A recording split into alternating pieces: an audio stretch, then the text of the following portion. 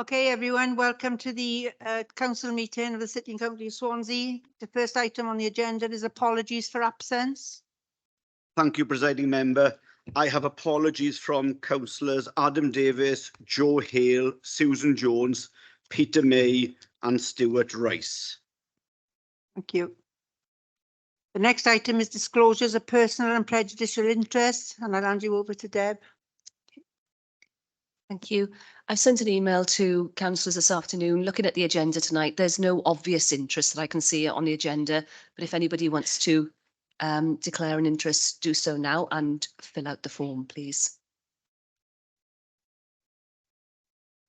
Anyone? No? Okay, thank you. Okay, the next item is the minutes, to approve and sign the minutes of the previous meetings as a correct record. I'll go through them page by page for accuracy first, and that's page 1, 2, 3, 4, 5, 6, 7, 8, and 9. All in agreement? Okay, thank you. The next item is the announcements of the presiding member, and unfortunately, I'm going to start with condolences. It is with sadness that I refer to the recent death of Hugh Mowbray. Hugh was the council's development and physical regeneration strategic manager. Hugh was a great friend and colleague to many and was widely respected by councillors and officers for his professionalism and dedication. For many years, Hugh helped shape the regeneration of the city centre and had been held in the highest esteem by our partners and developers. Hugh's impact on the city can be seen today in the many developments that have helped transform the city centre. Our thoughts and condolences are with Hugh's family, his friends and his colleagues. Also, it is with sadness that I refer to the recent death of Patrick Aaron. Patrick was a former head of legal. Our thoughts and condolences are with Patrick's family, friends and colleagues. And can I ask you all, please, to stand as a mark of sympathy and respect?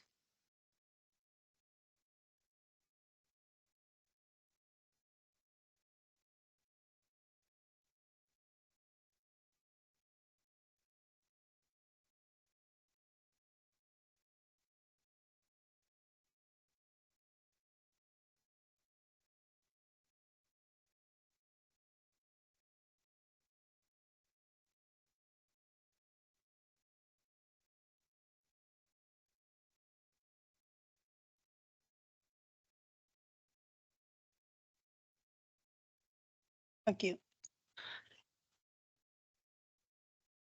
The next announcement is the polling district and polling place review 2023. The returning officer is conducting a polling district and polling place review 2023. The consultation period opened on the 8th of November 2023 and closes on the 20th of December 2023. For further information relating to the review is available online, and it's at swansea.gov. It's all there. Consultation responses should be sent to the elections@swansea.gov or via an online form. The next is the Safer Swansea's Communities Award 2023. The inaugural Safer Communities Awards were recently held at the Village Hotel in Swansea. The awards aim to celebrate the work of the projects, partnerships and people actively making communities safer across Wales. The awards showcase the great work that's been undertaken across Wales to prevent, reduce and make communities safer in areas such as antisocial behaviour, violence against women and girls and exploitation. I'm delighted to announce that our 4 Swansea Council projects were honoured at the awards, and they are: the Community Integration Team Flip the Streets project was highly commended in Equalities, Inclusion and Cohesion category. The second is Community Integration Team Safer Swansea Christmas Chalet project. It was highly commended in the Partnership category. The next is the CMET, the Contextual Missing, Exploited or Trafficked Panel in Child and Family Services. It was highly commended in the safeguarding category. And the last one is the Local Area Coordination Team in Adult Services, Prevention and Tackling Poverty Service, were the overall winners in the Equalities, Inclusion and Cohesion category. Congratulations to our local area coordination team on winning this award, and thanks for the work that they do within our communities. They should be proud of the impact they are making on improving the lives of individuals and connecting our communities right across the city. Some of the team are present in the chamber tonight, and I would be pleased if you would take the opportunity to join me in congratulating and thanking them and the other finalists with a round of applause. Thank you.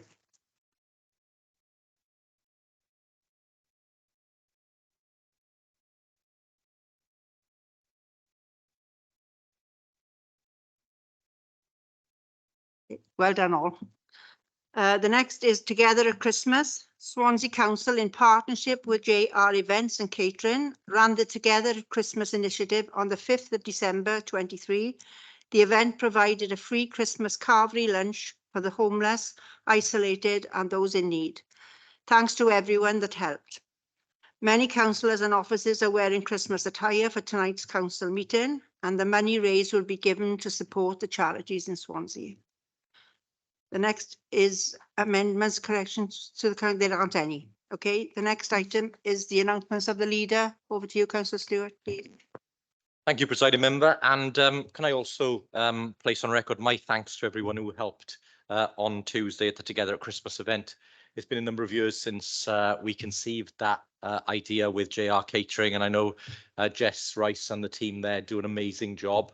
But I just wanted to thank all of the councillors and volunteers who turned out to help with that event. I think the fact that we had over 500 people through the door just shows the need and demand that's out there. And whilst I'm sure we'd all wish that we didn't have to run an event like that, I am proud that we did so again this year and that we provided that help and support to the people that needed it in Swansea. My first announcement is just to advise Council of the appointment of Councillor Hayley Gwilym, Cabinet Member for Community Support, who will take up a seat on the Ministerial Advisory Forum for Ageing Well with Welsh Government. And she will participate as part of the Council's Ageing Well lead, and the outside bodies documents will be updated to reflect that. So it's just a note to say congratulations to Councillor Gwilym on that. My second one is around the Homes for Ukraine. The Minister for Social Justice, Jane Hutt, has written to me thanking council officers for their support and hard work with the Homes for Ukraine programme. She states that the council played a critical role in ensuring Wales could live up to our ambition of being a nation of sanctuary. Ukrainian guests sponsored by the Welsh Government were accommodated in 3 initial accommodation venues across Swansea, namely the McEwer, the Village and the Grand. These venues provided much needed accommodation for families in need of safe and caring environment during a time of significant uncertainty following the outbreak of war in Ukraine. My third announcement is around the Christmas parade. And again, I'd like to place on record my thanks to Councillor Robert Francis Davis and all of the members of the Council Special Events team for hosting an excellent parade again this year. I think it's now become one of the biggest parades, I think, anywhere in the UK. I think Lord Mayor and consort were in the parade, and I think it took about an hour and a quarter for it to pass. So it was certainly a long parade, but really well received. And we've got to remember that for many families around Swansea, it will be a big part of Christmas for them, and many will not get to see Santa and the other excellent exhibits in the parade. So very pleased and grateful for an excellent delivery again by our teams. And just to say, I'm sure we'll come to it, Chair, in the mid-term budget statement with Mr. Smith. But again, just to confirm that we've attended the WLGA session in Cardiff over recent weeks. Myself, the Chief Executive, Andrew Lewis as one of the council spokespeople, and Chief Executives, Finance Cabinet members from across Wales, where we independently went through with the Institute for Fiscal Studies the consequentials of the UK government's autumn statement.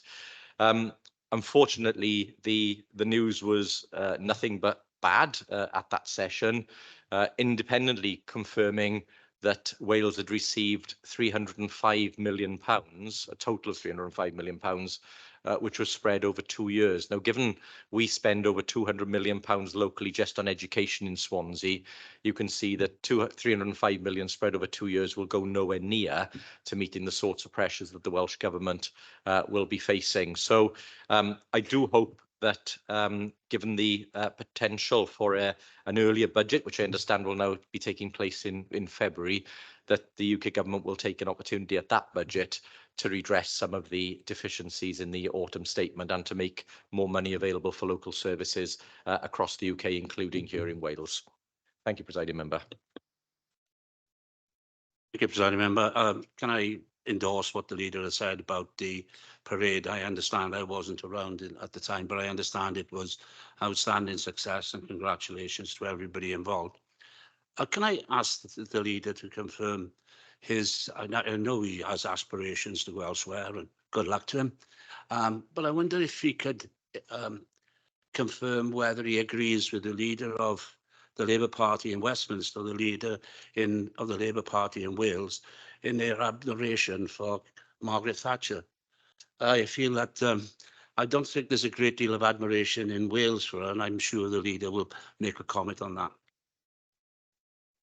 I don't think I need to say anything other than I thought Margaret Thatcher did a huge amount of damage to Wales and the rest of the UK. I would not wish, as of course have subsequent Tory governments, so I'll say no more than that. Other than to say, I know he said that I've always been a lucky leader. I'm unfortunately going to have to disappoint him and say, I'm afraid you're stuck with me for a long time to come yet. Well, damn, and we run a book on it as well. Okay, thank you. We move on then to the next item, and that's public questions. Is there anyone? No? Okay, thank you. The next item is the midterm budget statement 23-24, and it's over to you, Mr. Smith, please. Thank you, Presiding Member.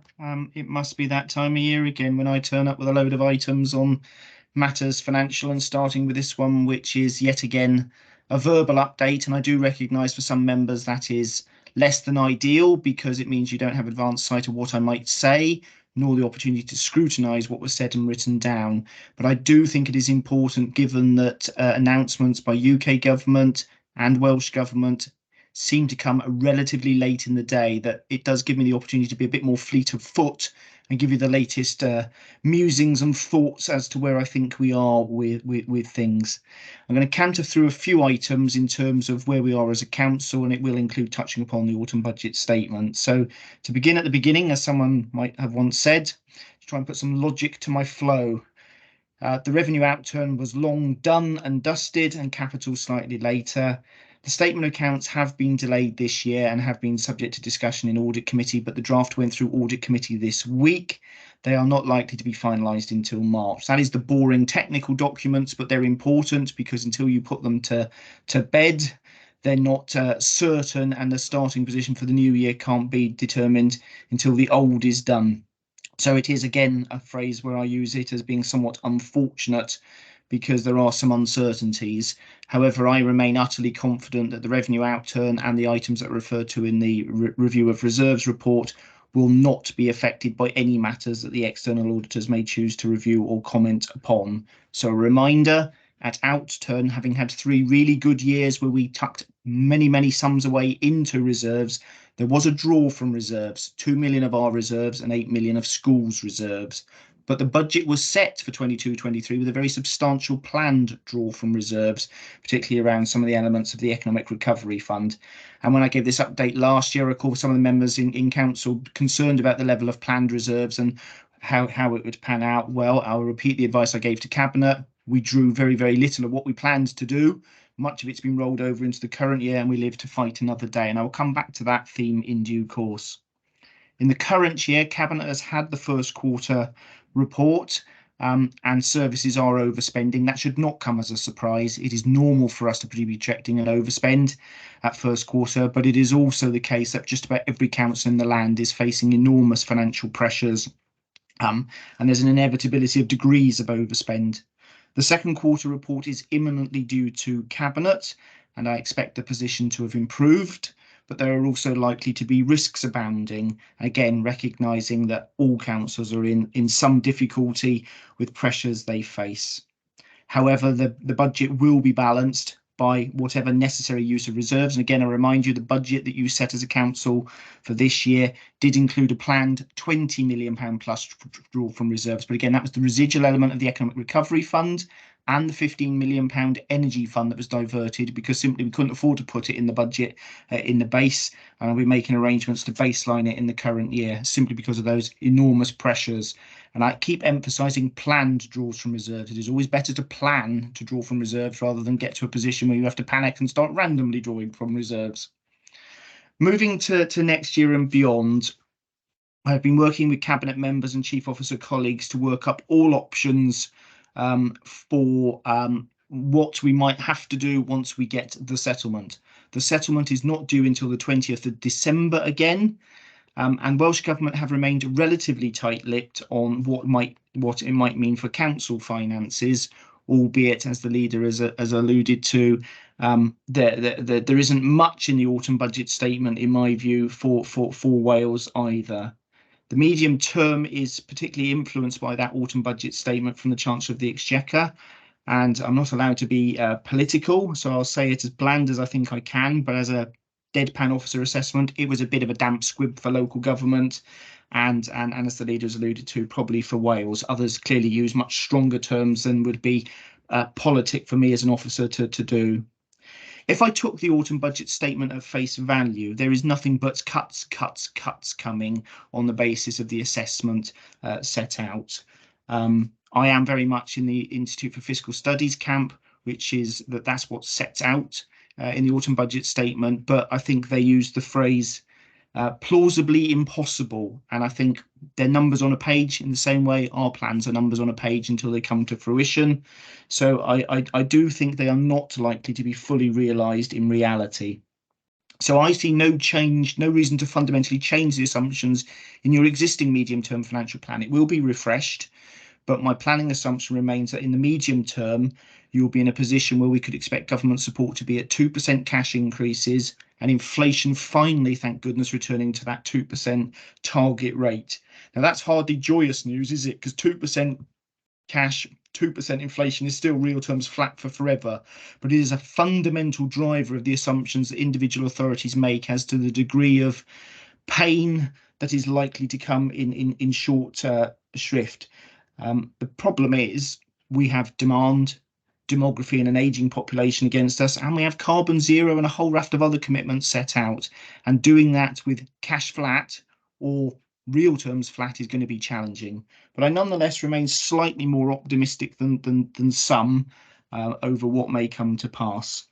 And in terms of one of those evidences of being fleet of foot, Wales is not England, stating the obvious, but this week English councils have been given their policy statement framework of what they're going to get in terms of broad settlement. NNDR receipts are due to go up 6.7%, being fully recompensed even if there are temporary reliefs for businesses. Now, that's a matter devolved to Welsh ministers, and they will decide in due course on the Welsh version of non-domestic rates. But it's important because 20% of our entire aggregate external finance is the whole of the national rates pool being redistributed back to us. And that is going up 6.7% in England. It's likely to be a similar multiplier in Wales, I would have thought. Councils in England have also been offered revenue support grant increases in line with inflation. The minister didn't say whether that was September's 6.7 or October's 4.6 inflation figure. I suspect the pessimist in me knows which one it's more likely to be, but also indicated that upper tier authorities could have a 5%, effectively 4.99% council tax increase without having to go out to public consultation and referendum. Again, it's different in Wales. There is no explicit cap, but it gives a flavour of some of those uplifts that English authorities are planning for. That hasn't stopped the Local Government Association, COSLA and others indicating it still remains a very, very tight settlement, even on those figures, because of the demand and demography. So I do hope that Welsh Government, whilst indicating that we were meant to be getting 3% and recognising the leader's comments that there is not much in the autumn budget statement in terms of Barnet consequentials, that the Welsh Government will listen and prioritise local government as its preferred local delivery partner. We will know very, very soon on that matter. In any scenario of the settlement that we receive, I agree with the Office for Budget Responsibility, which indicates that all councils are likely to need to continue to draw down reserves to help balance budgets in the medium and near term, and also strike an appropriate balance between service provision and what are acceptable levels of council tax increases to come. The concern remains for all treasurers as to the sustainability when you are constantly looking to have to plan to draw from reserves. And I'm sure there will be some judicious draw from reserves in due course when Cabinet and Council make their recommendations and decisions on the coming budget. I would remind, however, that one of the reasons I'm slightly more cheerful than many of my fellow treasurers is that we did have 3 very, very good years, and we did prudently set aside substantial sums into specific reserves. And we have one of the highest levels of specific reserves in Wales, and probably are the most liquid cash balances held authority in Wales. I don't just say it, Audit Wales says it. They have a data analysis tool that looks at it across Wales, and it is available for anoraks like me to read and get excited that I've got more cash than other councils in the short term available to deploy. And that's important because we also secured our short-term future in terms of our long-term borrowing at low rates. And my advice will remain to council that you rely on what you've got built up in earmarked reserves and try to avoid borrowing, because if you borrow today from the PWLB, it's 5.5%, not 1.8%, and you have the luxury potentially to ride out until interest rates return to a more acceptable, affordable level if, as expected, inflation trends back down to a more manageable level. And that's been the real problem of the last couple of years after the COVID disruption and then the turbocharging of inflation into the economy. The financing model kind of worked even in relatively austere times when inflation was 2% per annum. It kind of doesn't work when it's 11. It certainly doesn't work when it's then a 7 the following year. And even though inflation is dropping down a bit, prices are still going up. And our prices are not the same as your average household prices. There are very laudable announcements in terms of the national living wage, real living wage, and commitments made, but they will inevitably add more to our pay bill than the headline consumer rates of inflation. And again, I hope that Welsh Government takes that into account when they think about how to make difficult choices between the settlements. So overall, I remain fairly positive in the pervading gloom that is in the media. Will it be easy? No. Will it be the end of days for councillors? I don't think so. It's going to be difficult. I think literally for every £2 that we'd like to be able to evidence we need to spend, we might only have £1. There will be savings asks required. I do not at this stage think they will be materially different from what you are used to in the medium-term planning assumptions. There may be a need to bring some of them forward a bit faster, but I do not see a position that says that we cannot use some of our freedoms and flexibilities around our borrowing strategy, our cash balances, our reserves, to make some intelligent choices which buys time and flexibility to ride out some of the inevitable difficulties. I don't think every council in Wales, and certainly in England, has that luxury. Is it a fun time to be a Section 151 officer? There's only one answer to that. No, not really. But I'm pleased to be here and to have members' understanding. And I'm a happy Section 151 officer who has relatively high cash, relatively high reserves, and no need to go out and borrow at those elevated rates. We have time on our side, and I hope council will listen to my advice where it can, and we'll look to ride out and manage as many of those as possible for the wider benefit and longer term benefit of Swansea residents. But it is clearly not sustainable in the long run, which is why I think you've got lots of councils concerned. If you always are in a position where you're chasing your tail and potentially drawing from reserves, clearly the very long run is not sustainable. And those looming carbon zero commitments do concern me, and I'm sure will concern our regulators when they look at what we're able to fund and what we haven't got funding for. So we will see. I, as I say, remain relatively positive.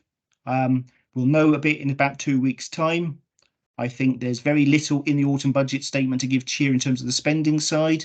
but there are bits that I think we can point to and bits that we can control. And I reckon we're just about muddle through, find somehow, some way, like we always have done. So that's what I wanted to give in terms of my officer assessment. I try to strike an appropriate balance and not be too political on things. But I'm happy to defer back to the leader or any other members who wish to speak on the matter. And I'm happy to take questions if it's piqued members' interests in terms of the world according to GARP or Mr. Smith tonight. Thank you. Thank you, Mr. Smith. Leader? Yes, thank you, presiding member. I think it's a bit of a role reversal on this one because usually I'm the cheery one and Mr. Smith is usually issuing out the words of caution. I think, look, where we absolutely agree is that there isn't enough money in the system at the moment, and clearly there was little or no new money for Wales or for local government in the autumn statement, as I said. I am very concerned that given the fact that we're going to be having a general election in the next 12 months or so, and the way the polls are, that the government are following a slash and burn policy, where they are deliberately choosing not to invest in public services, which will inevitably mean significant cuts and significant failures across the public sector. That is a reality. I mean, as Mr. Smith said, the OBR's report, I mean, the figures that are contained in the autumn statement in terms of cuts to services, as he said, are implausible. So it does mean that it's very, very difficult because as a WLGA, our strategy on behalf of local government across Wales has been to lobby the Welsh government to release the money it receives from UK government. That is only possible if the money is there. And as I said, you know, the reality is the Institute of Fiscal Studies have confirmed that it's 305 million over a 2-year period. So, you know, if it was equally split, it'd be 165 million a year. And that's to go across all services in Wales, not just local government. That's health. That's all other things the Welsh government funds. It's an impossible task. So that level of funding is just simply cruel, in my opinion. It's not sensible. It's not defendable. So in terms of us, as Mr. Smith has said, we took some very, very serious decisions over recent years to bolster our reserves. And I think that was the right thing to do. It hasn't prevented us from investing significantly in things like play areas, in social care and in education. Our settlements have been amongst some of the best in Wales in terms of the money pumped into those services. But we have taken sensible and prudent decisions to add to our reserves. And as you'll see when we come to the reserves report later on, we remain one of the best provision councils in Wales. And that will be needed over the coming years, I think, unless the funding coming to local government changes. We will need to draw from those reserves. The other thing, of course, which we've debated in this chamber many, many times, is this decision to borrow. Again, I think that was one of the most correct and appropriate decisions we could possibly have taken. Mr. Smith has reminded us many times that it has borne fruit. And again, this year, one of the real differentiators between us and other councils is that money that we've borrowed, because it hasn't all been deployed, makes us money before it's spent. And that has helped, or will help us, to offset some of the pressures. That facility is not available to most other councils across Wales. And again, had we have listened to the voices opposite, we would have resisted borrowing, and we would now be looking at borrowing at circa 5% or 6%. Again, probably at an unaffordable level, as Mr. Smith has said. So I think we can be rightly proud of the decisions we've taken, prudent decisions to make sure we've got robust finances, that we've borrowed at appropriate rates, that we're now using the resources and the levers available to us to try and offset some of the pressures. But the reality remains, if they continue to not provide money at the UK government level, at the Treasury level, everybody else will starve in terms of the ability to run services effectively. And that inevitably will mean that we come back to some very difficult decisions in this council. Finally, before I sign off on this one, presiding member, is just a note on council tax, because council tax, as you know, only makes up around 25% of the money that we get or that we use to run council services. You know, if you were to raise council tax by 1%, it raises just over £1 million. So it doesn't really eat into that £900 million budget. It isn't really a fix to the sorts of pressures that we got. But just in terms of the council tax rate, you've got to remember as well that our colleagues in the fire service have already made a statement that they're looking at around 1.3 to 1.7 million pounds of funding for this year. That's 1.5% on council tax before we even consider the bills of the people of Swansea. So it's one of the reasons why I and other leaders have continued to lobby the Finance Minister in Wales to change that position and to make the fire service levy a precept in the same way as it is for the police, whereas that money will still be raised, but it does not come directly out of the council tax paid by the people of Swansea. Because again, as responsible members in this chamber, we would try and strike the right balance between the cost of living and the need to raise money for council services. And again, you're starting at plus 1.5% before you even begin a discussion on council tax. So thank you, Presiding Member. I hope that gives members a fair reflection of where we think we are. Thank you, Leader. Councillor Holly. Right, thank you, Mr. Smith, and thank you, Leader, for your praise on what's happened with the WLGA and the money that was allocated to Wales in the autumn statement. But there are a number of issues which we need to think about, and I think we need to seriously think about them. You talk about the prudent borrowing we did at some time ago, which, you know, many people did say, you know, and, you know, we didn't say we shouldn't borrow it. We asked why we were borrowing it. And the reality is we borrowed over £200 million. Much of that has not been spent. And we are using it to finance loans to other organisations, very similar to what merchant banks do. And let's be fair about it, that's not why we borrowed money. We borrowed money for projects, for schools, for roads, the city deal and what have you. But we need to remember that. That's what that capital borrowing was for, not to be used as a commercial bank to go out and make money on that interest, albeit it's being used in our revenue account. And our revenue account has taken a hammering, there's no doubt about that, by the way in which Westminster and then Cardiff distribute whatever funds they have. But there has to come a time when we realise that we haven't helped ourselves with our revenue account, because the money that before 2016, the money that we put in the equalisation reserve would have gone into our normal revenue account, which would have helped instead of cutting services or losing jobs or whatever, that would have been used in that.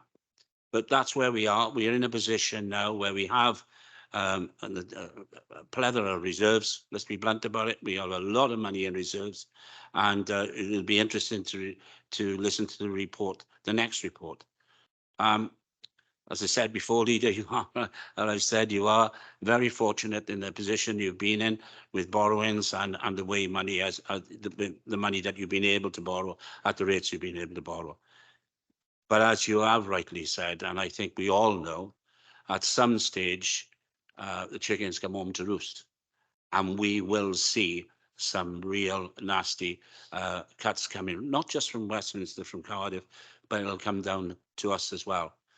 And we have that revenue reserve, and maybe we hang on to it in long enough for us to have those cuts aren't being bad enough. But I thank the Leader for his update on the WLJ. Leader. Thank you, Presiding Member. Just to answer a couple of points. I mean, I think lucky Leader, lucky administration. I don't think we feel very lucky, because we've had to navigate Brexit, a global pandemic, cost of living crisis, 10 years of austerity with the Tory government in London. Doesn't feel particularly lucky to me.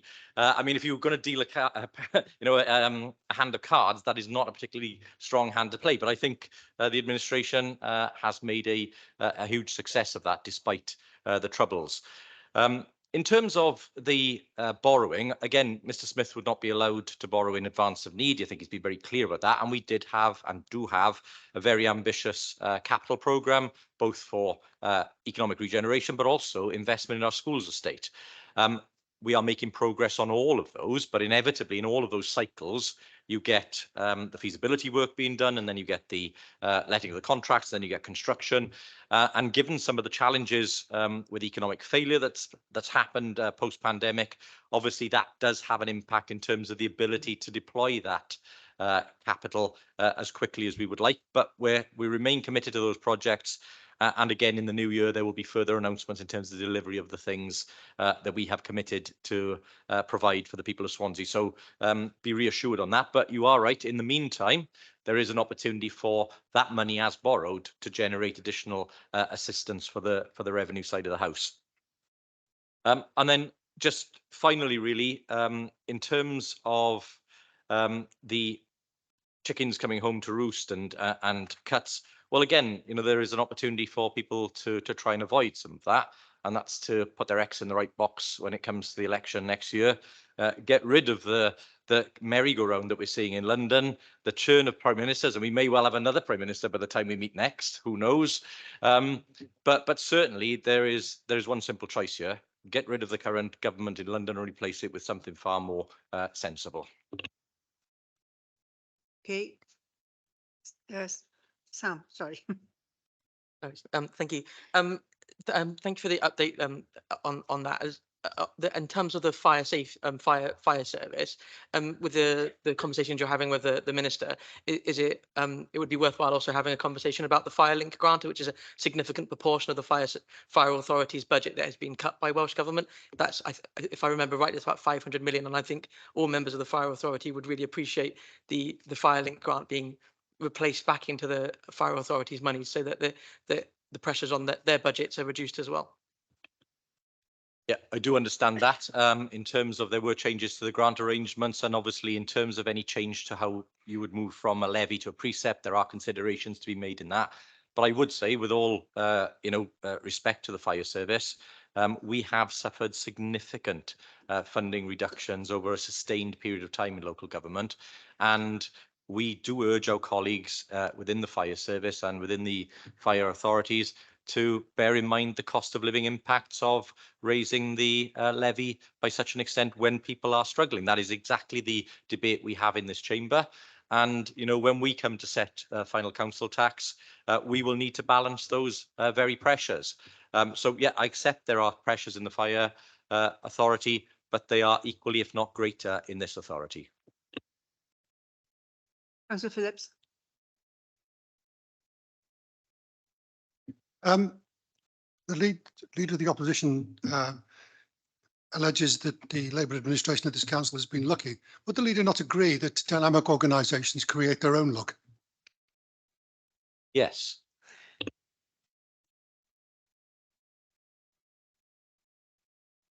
Okay, if there's no more questions, we move on to the next item, and that's the review. Yes, there is. I put my hand up. I'm online, so. Oh. Jeff Jones. Sorry, Councillor Jones, I didn't see your hand. No, okay. That's okay. Yeah, I've only got small hands.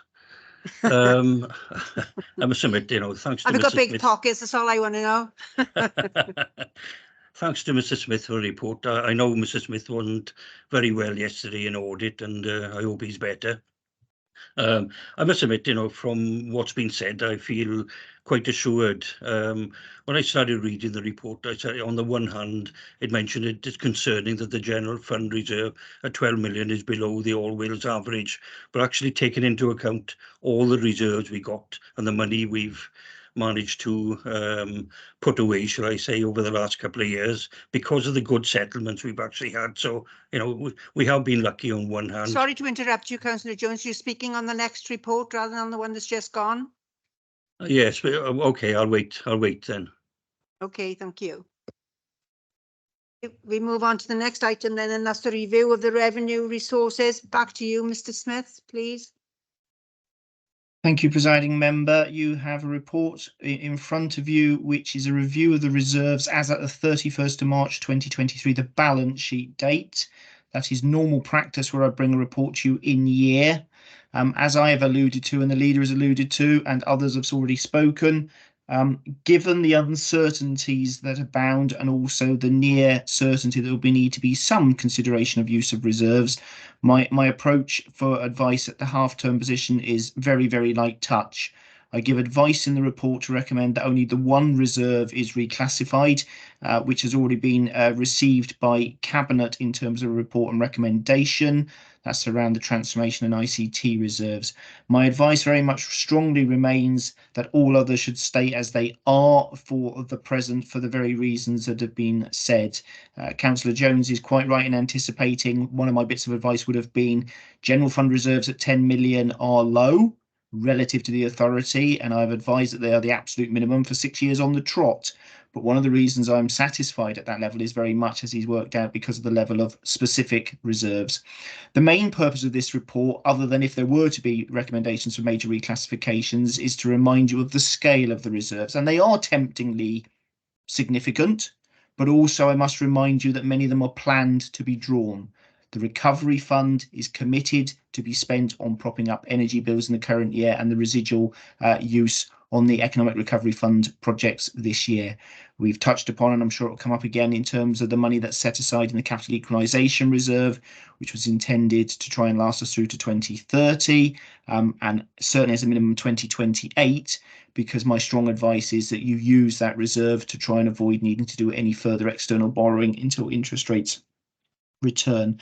I emphasise it's at the 31st of March 2023 because, for example, the HRA reserves temporarily doubled because there was some significant slippage on the HRA capital programme. We took the opportunity to not direct revenue finance so much of the capital, so they temporarily doubled, but they are committed in the current year with a carry forward of the capital programme. So they do look temptingly large, but the Economic Recovery Fund is pre-planned to be spent. The Capital Equalisation Reserve, I have plans to make it last through to 2028, possibly 2030, to enable you to avoid pressures on the revenue account in terms of more borrowing, because you are committed to some items. Cabinet has received a number of decision reports where there will need to be some additional external borrowing. So my advice remains light touch, recommendation to adopt the one reclassification at this stage, recognising that I'm sure a number of them will come into play, both in terms of the administration's proposals and opposition amendments and debates when it comes to setting the budget in due course. I think that's all I need to advise you on, presiding member. Thank you. I have a proposer, please. Yeah, happy to move, Chair. Somebody second. Happy to second. Thank you. Call you back in then, Councillor Jones. Yes, thanks for that, Chair. As I said, I feel quite more reassured really from what's been said, you know, with a large amount of reserves we've actually got. But as Ben actually said, you know, that we are moving towards a tipping point, you know, in, I think he said 27, 28. I know there have been comments with regards to the reduction in council services and possible loss of jobs. But, you know, from the figures we've actually been told we've actually got there, I think I got some assurance really that we're not going to lose any jobs or reduce any services for hopefully, you know, the next couple of years. In addition to the reserves we got, and I'm sure the equalisation reserve will actually be topped up, you know, this coming year and hopefully the following year. I also understand that there's a possibility of additional funds being made available from the lower capital finance charges, which will come into effect really, well, they're in effect now and over the next couple of years. One thing, just for clarification, Ben actually mentioned about the 8 million coming from school reserves. I think there was a comment in the past as well in one of the meetings that, you know, we can't keep dipping into school reserves. But, you know, that 8 million, how was it actually drawn from the school reserves? How was it apportioned? Can you elaborate on that, please? So yeah, schools reserves are an interesting construct, aren't they? Because they technically are the councils, but they are held individually in the delegated school. So decisions are made on a school by school basis and draws are made from there. I only manage it at a macro level for the council as a whole. And the point I would make is schools reserves pre-pandemic were 8 point something million. They went up to 28 million. They've gone down to 20 million. I am absolutely certain there will be another material draw in the current year. It's easy for me at the macro level to be fairly relaxed, but I do recognise that each individual school has individually unique circumstances and can be affected when there are significant changes in pupil numbers and other matters. And so there will be concerns in individual schools about the burn rate in individual schools. My own view is we're okay for the current year collectively in terms of 23-24, and with the level of reserves still being likely to be in excess of what they were pre-pandemic, possibly the following year. But I am sure all members who sit on governing bodies would be equally able to attest that the individual concerns that schools will have, because it's the same as the debate we have, reserves are only there to be used once. Yes, they significantly increased, probably no more proportionately than the council's reserves increased, and they are in drawdown, as are we. But there will be concerns individually, and I do recognise that, and I recognise that in the formal discussions we have with the school budget forum. But they effectively get drawn down on a school-by-school basis, and on occasion, and we are also in a relatively fortunate position, there are very few schools in Swansea in a deficit position. Some other councils in Wales are not in that same degree of fortune. There are more schools in deficit, and there is a licensed deficit scheme. Doesn't make it easy if you're an individual school that gets into that position, and I know I've just spoken to a couple of you who have that in that position as members of governing bodies, but that's how it works, Councillor Jones. The decisions are made by individual schools on a case-by-case basis, and then I carry them as a whole on behalf of the council, because technically they are the council's reserves, although in reality, to all intents and purposes, they are the school's reserves. It's one of those anomalies, as it were. I hope that helps clarify the position. Okay, thanks. Sorry, Chair, can I just clarify, you mentioned as well about the additional funds being made available from lower capital finance charges. I know you're doing an absolute marvellous job in renegotiating the borrowings, you know, to a lower rate and so on. Do you expect lower capital finance charges to go on for the next few years, or ceasing? So I do expect there to be a couple more years of us having a significant underspend on capital financing in year, as you've attested to in recent years. There may be matters that I need to consider in year. That means that I can't always immediately top it up into the capital equalisation reserve. Where I can afford to, that will be my officer advice to council. I do anticipate there still being quite a period of time where we will benefit. Interest rates are at a relatively elevated rate. They will take some time to come down, but we will be spending that cash because, as the leader has said, the money was borrowed on the basis of the forward capital programme and will be deployed. Yes, temporarily, we've been able to make very substantial sums safely at the margin, but they are only temporary. But I do anticipate there to be several years worth of significant capital financing underspending, which is, simply because the differential between the rate at which we borrowed and didn't. My position is I got the pool rate down to 3.5%. I inherited 6% and 4% MRP, so it was costing 10%. I got it down to 3.5% and 2.5% MRP, down to 6%. I will only borrow on your behalf when I feel like I'm forced to.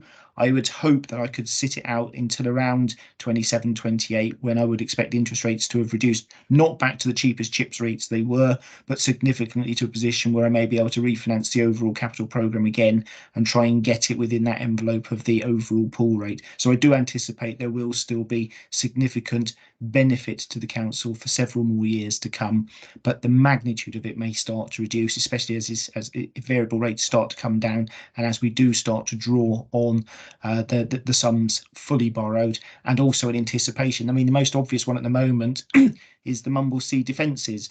We are funded for that partly through a complicated process through revenue support grant, and I'm currently funding it directly from our own cash balances. So, there is a reason why I prudently look to set sums aside in the capital equalisation reserve to try and match the future revenue flows with the costs of servicing it. But yes, you can anticipate there will be some significant gain for the council for several years to come, albeit it will eventually dissipate.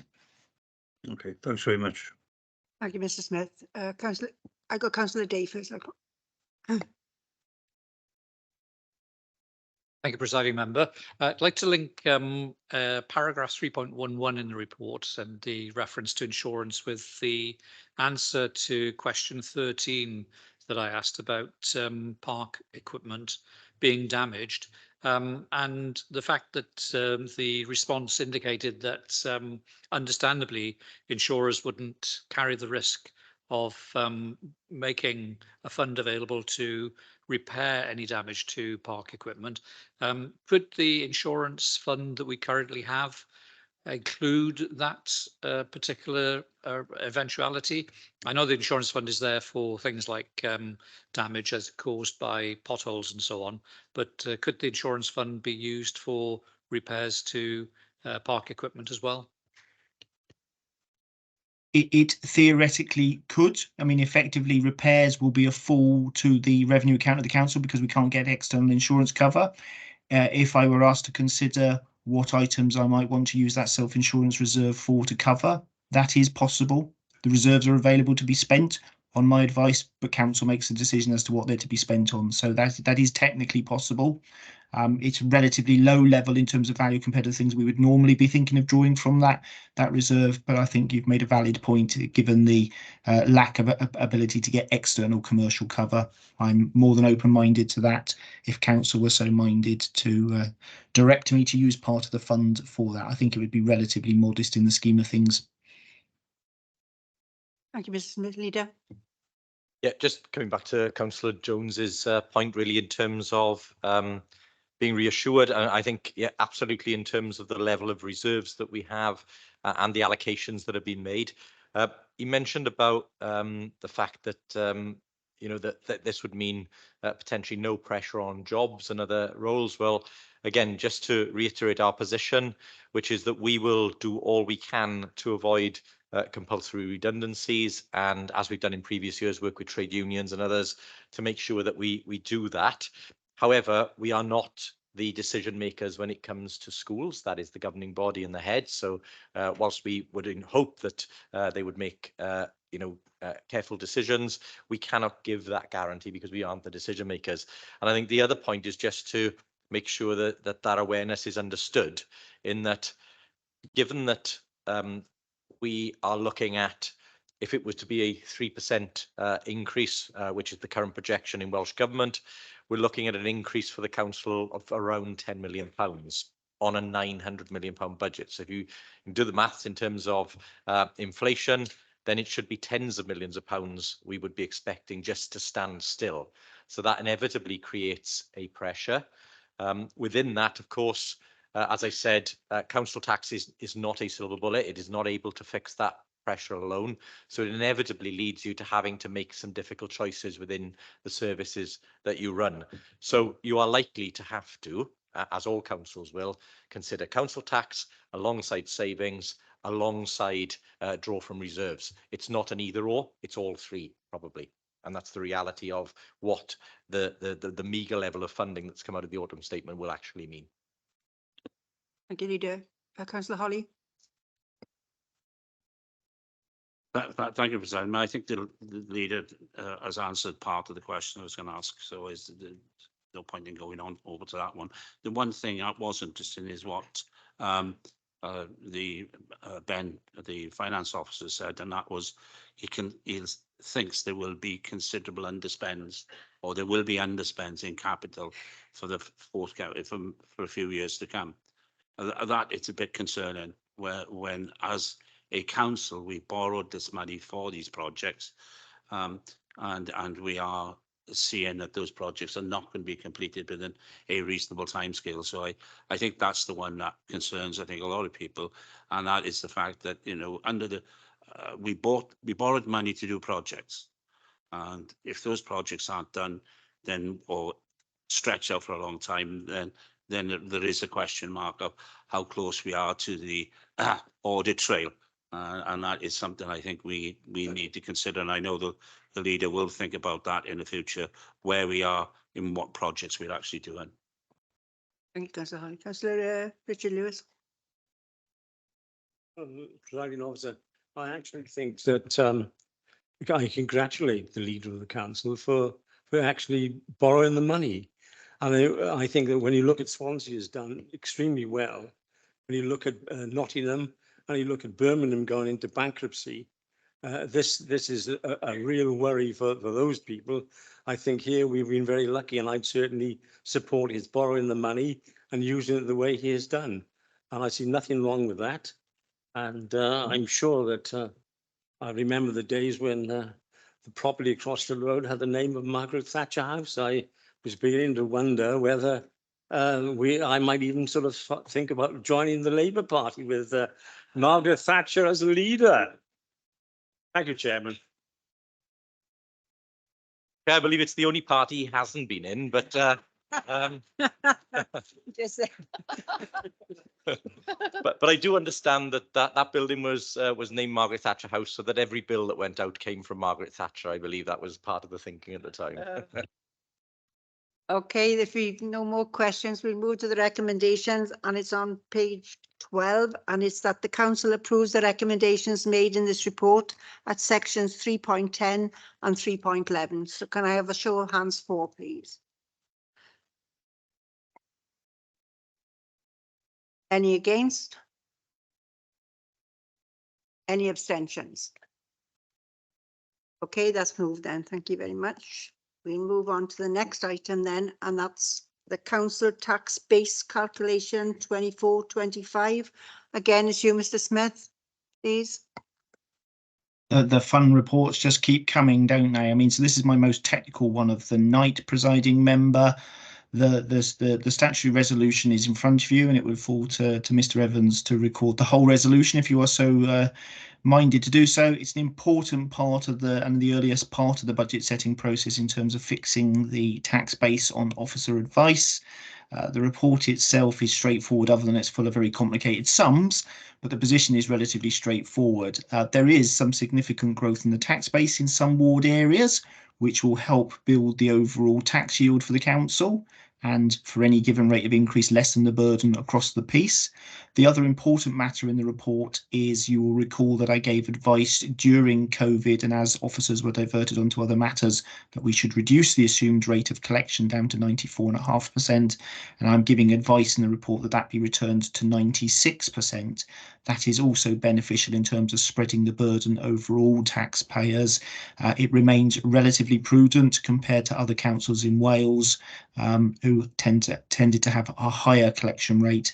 I reduced it not only because of COVID and officers being diverted, but because we did have a couple of years where we had quite significant losses on the collection fund. And one of the out-term positions that I took most pleasure in, as a narrow-minded, nasty treasurer, was returning to surplus on council tax. It might have been a modest surplus, but we did return to surplus. I'm not sure the taxpayers always will share my mirth and glee in achieving a small surplus on the collection fund. But having achieved a small surplus on the collection fund, it seems perfectly prudent and reasonable for me to give you advice to increase the assumed rate of collection. It's not imprudent, it is an achievable figure. And as I say, it does help as part of the overall programme of budget proposals when it comes to any headline increase in council tax. So my officer advice is that you should accept the calculation of the tax base. The tax base has already had to go off to Welsh Government. They use it as part of the calculation for what they knock off our revenue support grant for the assumed amount of council tax we collect. They always assume we achieve 100%. I think 100% is a bit difficult to achieve, but I am perfectly happy with the planning assumptions I've made in there, and I'm happy that there is a bit of growth, which means that the burden, whatever ultimate level of council tax is chosen, will be spread over a few more payers. Thank you, presiding member. You have the effectively the one recommendation. It's the long statutory resolution, but I'm happy to ask questions if there are any before you move to that. Thank you. Okay, Leader, can I propose? Yeah, thank you, presiding member. Nothing to add to what Mr. Smith has said. It's a technical report, and I'll move it. Have a seconder, please. More than happy to second. Okay, if there's any questions?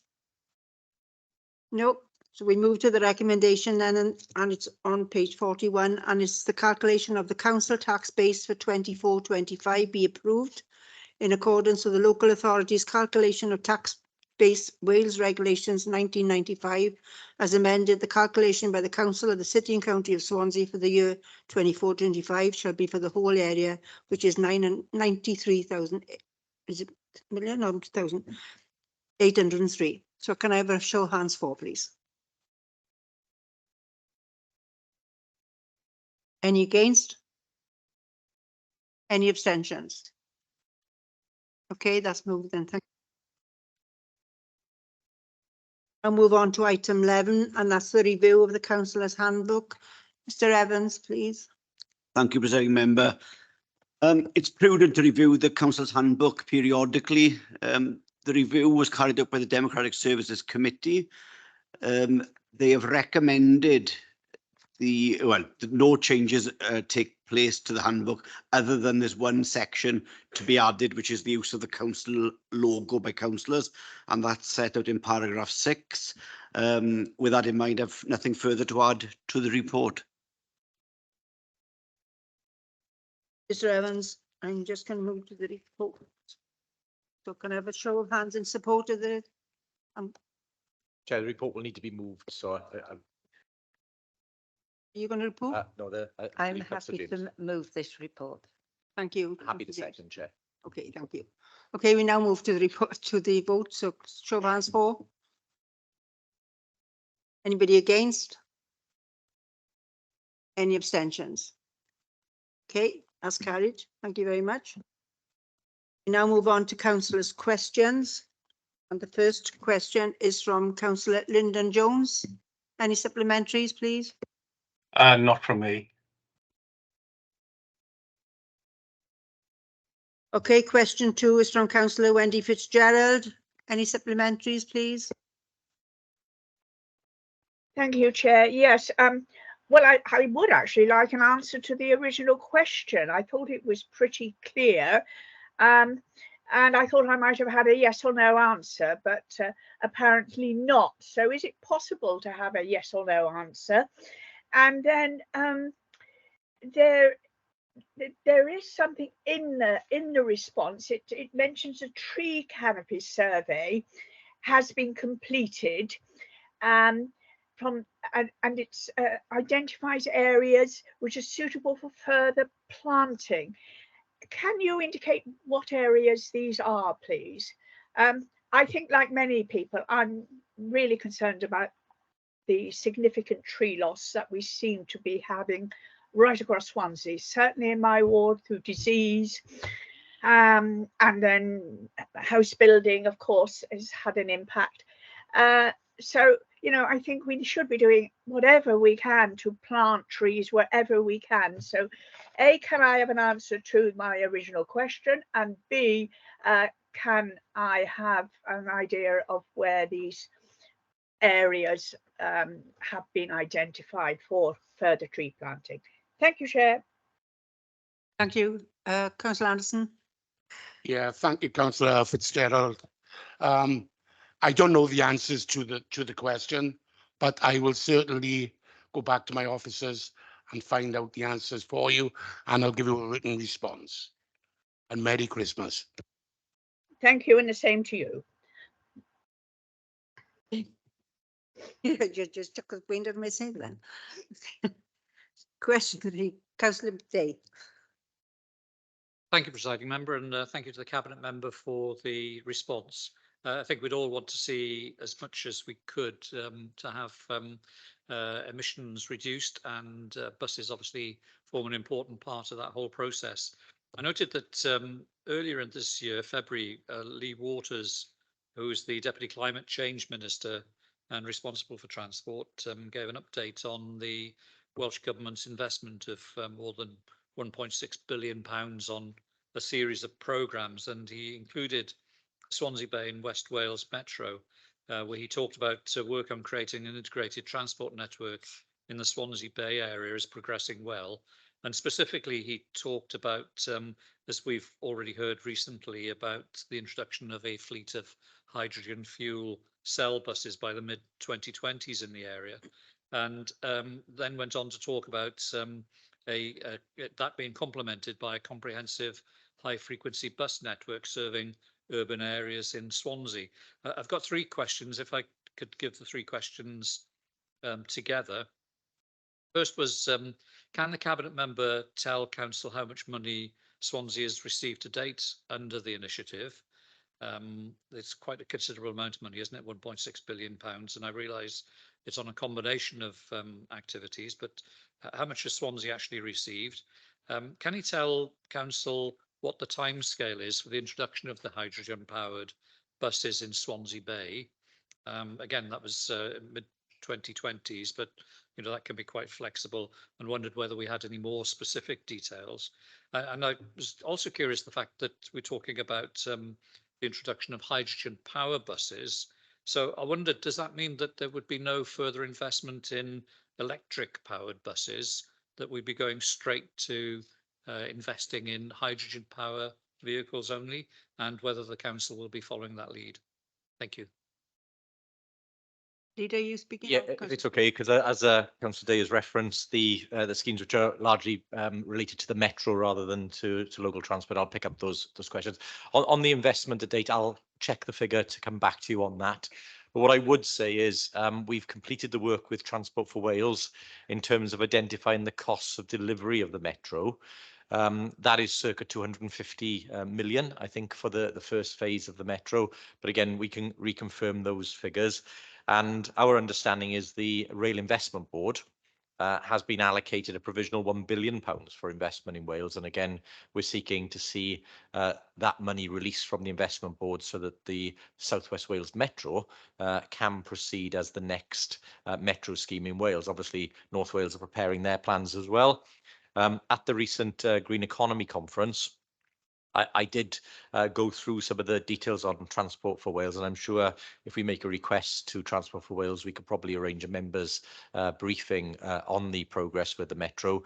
But certainly the design and feasibility work of all the stations has been done, which has proved that the metro itself is deliverable. And we have pretty firm costs now in terms of what that would take to create that route.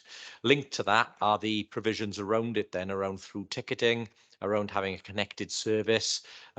The trial of hydrogen buses, 20 odd buses, is something we're waiting for an imminent announcement from Welsh Government on, and we do expect to have announcements on that probably before the early part of the new year.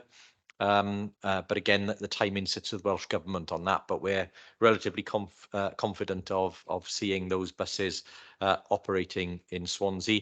And in terms of your final question around does it mean electric versus hydrogen, I think the reality is it'll be both. So for those smaller vehicles, electric is a really appropriate power source. For the larger vehicles, possibly things like refuse vehicles, lorries and others, then hydrogen is far more likely. The challenge with hydrogen compared to electric at the current time is you'll know that there's now quite a substantial EV charging network in Swansea and across the UK. So that is there to support, and we have a number of different electric vehicles that you can now purchase, so that the market is maturing in that. In hydrogen vehicles, that is not the case still. So there is no reliable hydrogen refueling network. And that's one of the challenges that we're trying to fix as part of the early phase of the DST delivery for the lagoon. And you'll have seen us make announcements in terms of the potential for an energy hub on Fabian Way and facilitating the discussions and land transactions to achieve that. But that is one of the major drags at the moment on the provision of hydrogen vehicles, is to make sure that you have availability and security of hydrogen fuel as a source to be able to make sure that when you run those vehicles, you can actually refuel them with clean hydrogen rather than hydrogen that's been made from dirty sources. Okay, thank you. The next one is from Councillor Wendy Lewis. No supplementaries. Thank you. Question 5 is from Councillor Leslie Walton. No supplementaries.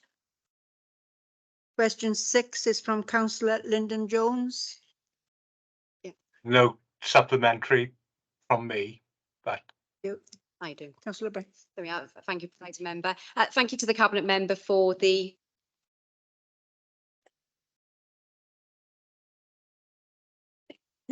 Thanks, Presiding Member. Thank you to the Cabinet Member for their response. Obviously, I was reading the response and it mentioned that the first franchise that the Welsh Government are looking to implement is 2025-2026, which obviously is quite some time until we get to that stage. What how do we know how that's going to look? Because obviously that's quite some time for residents to have basically a substandard service until that point. Councillor Stevens. Yeah, well, you know, I don't have the details exactly on how long that will take, but you are quite right in terms of that it is a substandard service that is currently going on with the buses in Swansea at the moment. And I think that, as was highlighted in last council about bus privatisation, I think we all exactly know where that came from and where it begins, and now we're feeling the brunt of that, so to speak. Then, so it was also mentioned in 2 months ago in the council before that, in terms of exactly what happened with the bus privatisation in 1986, and I know Councillor Lewis, sorry, you did say at the time that it was before you were born. I was only I was only one, so I'm sure you can understand my frustrations. In fact, that I'm having to actually live through some of the decisions by the Conservative government back in the 1980s that were made back then. So. Okay, thank you. Next question is from Councillor Peter May. No supplementaries. Oh, sorry, Peter. Sorry, I missed you. Sorry. Thank you, Chair. Yes. As someone who actually put leaflets out opposing the 1985 Transport Act, I'm feeling very old all of a sudden. The last paragraph of this talks about Wales being divided into 10 regions in terms of the franchises. Now, of course, there are so many different boundaries here. I'm just wondering, do we have any indication of what those regions are going to look like? And are we making representation to try to get some co-terminosity in terms of the various boundaries which Welsh Government tries to put forward at all?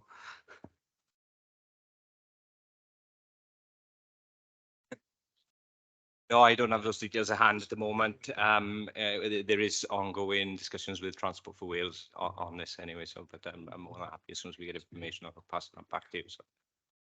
Okay, Councillor Lyndon Jones.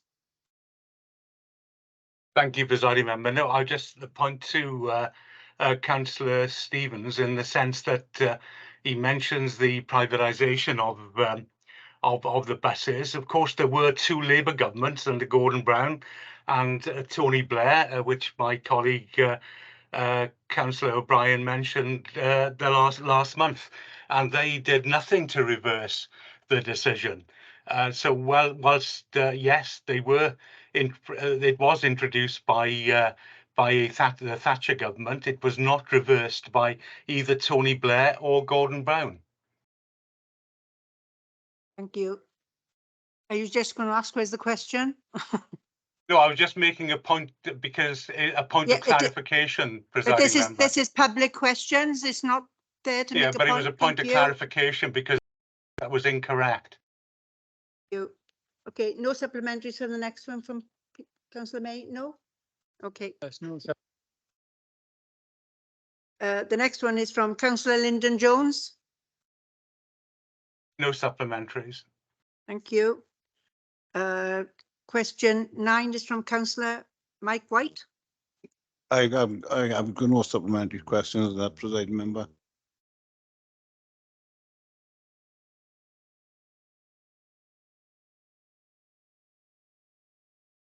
Next one is from Councillor Mike White as well. Same again, Presiding Member, I've got no supplementary questions. Okay, that's the end of the questions then. Thank you very much. And that concludes our meeting this evening. So can I wish very Merry Christmas and a Happy New Year, and all stay safe. Thank you. Thank you, Presiding Member. Before everybody leaves, it was remiss of me when we got to